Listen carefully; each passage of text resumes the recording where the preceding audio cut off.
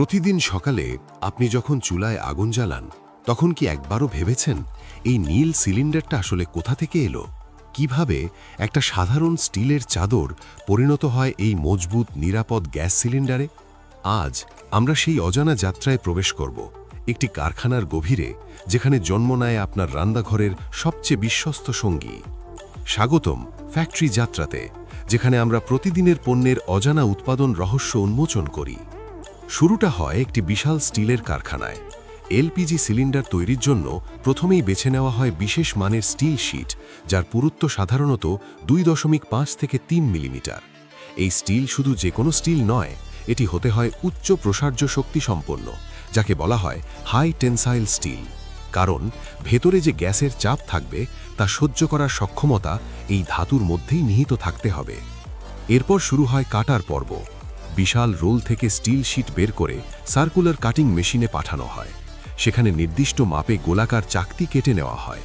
এই গোলাকার চাকতিগুলোই হবে সিলিন্ডারের ওপরের এবং নিচের অংশের ভিত্তি।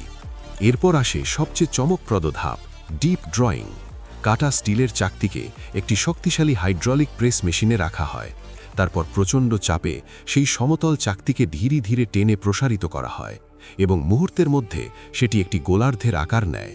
এভাবেই তৈরি হয় সিলিন্ডারের ওপরের এবং নিচের অর্ধগোলক, দুটি আলাদা আলাদা অর্ধগোলক, যেগুলি পরে একত্রিত হয়ে পূর্ণ সিলিন্ডার গঠন করবে।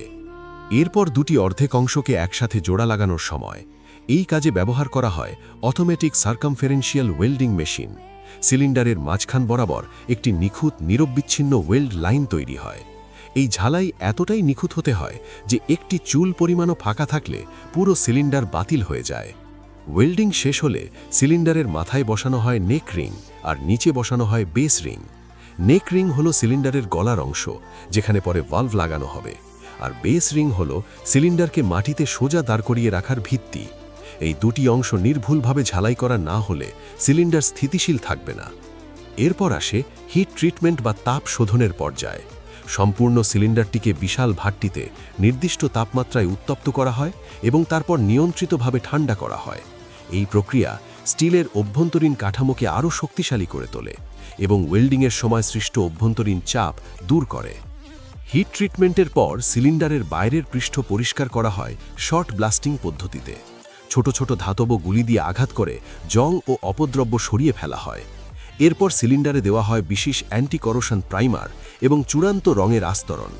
বাংলাদেশ ও ভারতে সাধারণত লাল বা ধূসর রং ব্যবহার করা হয়, যা তাপ প্রতিরোধী এবং দীর্ঘস্থায়ী। এখন আসে সবচেয়ে গুরুত্বপূর্ণ ধাপ, প্রেসার ও লিক টেস্টিং। প্রতিটি সিলিন্ডারকে তার স্বাভাবিক কার্যক্ষমতা চাপের দ্বিগুণ বা তারও বেশি চাপে পরীক্ষা করা হয়। সিলিন্ডারের ভেতরে পানি বা উচ্চ চাপের বায়ু দিয়ে দেখা হয় কোথাও কোনো ফুটো বা দুর্বলতা আছে কিনা। যে সিলিন্ডার এই পরীক্ষায় সামান্যতম দুর্বলতা দেখায় তাকে তাৎক্ষণিকভাবে প্রত্যাখ্যান করা হয়।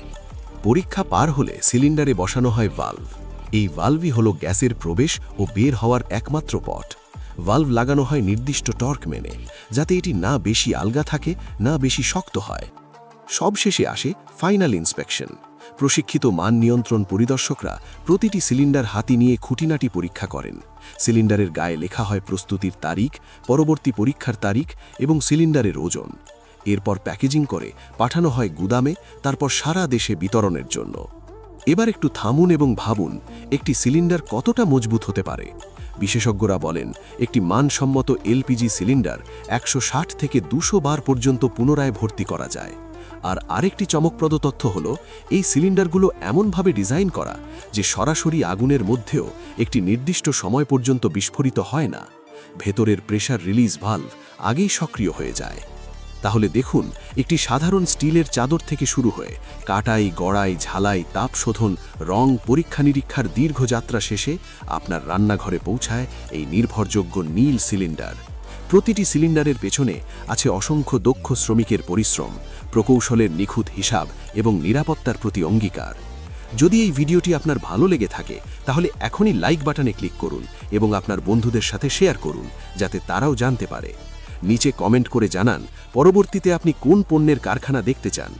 আর যদি এখনও সাবস্ক্রাইব না করে থাকেন তাহলে এখনই সাবস্ক্রাইব করুন ফ্যাক্টরি যাত্রা চ্যানেলে, কারণ পরের ভিডিওতে আমরা দেখাবো কিভাবে তৈরি হয় বৈদ্যুতিক তার।